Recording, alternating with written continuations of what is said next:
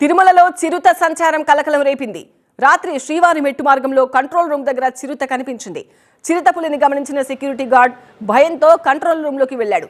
అటవీ శాఖ అధికారులకు, టీటీడీ విజిలెన్స్ అధికారులకు సమాచారం ఇచ్చాడు. చిరుత సంచారంతో భక్తుల భయాందోళనకు గురవుతున్నారు.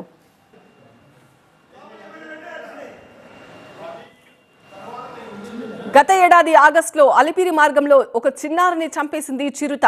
అప్పుడు 6 చిరుతలను బంధించి జూ పార్కుకు తరలించారు అధికారులు. తాజాగా శ్రీవారి మెట్టు మార్గంలో చిరుత సంచరించడంతో భక్తులు, అధికారులు టెన్షన్ పడుతున్నారు.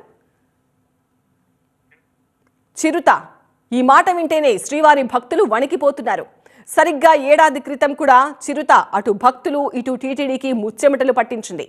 గతంలో అలిపిరి కాలిబాట మార్గంలోని మీరు video editing and thumbnail designing ని నా నుండి నేర్చుకోవడానికి ఇప్పుడే ఫ్రీడమ్ యాప్ ని డౌన్లోడ్ చేసుకోండి.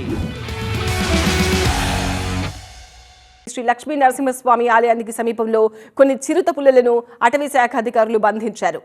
తల్లిదండ్రులతో కలిసి స్వామివారి దర్శనానికి వెళ్తున్న ఒక బాలుడిపై దాడి చేశాయి కొన్ని చిరుతలు. ఓ సందర్భంలో చిన్నారిని లాక్కెళ్లి తీవ్ర భయాందోళనకు గురి చేశాయి. దీంతో తిరుమలలో భక్తులు గుంపులు గుంపులుగా వెళ్లాలని టీటీడీ సూచించింది. భక్తులకు మనోధైర్యం పెంచేందుకు కర్రలు కూడా అందించారు. అయితే ఇప్పుడు మళ్లీ సరిగ్గా ఏడాది తర్వాత చిరుత కలకలం రేపింది. చిరుత సంచారం సమాచారంతో భక్తులు హడలిపోతున్నారు.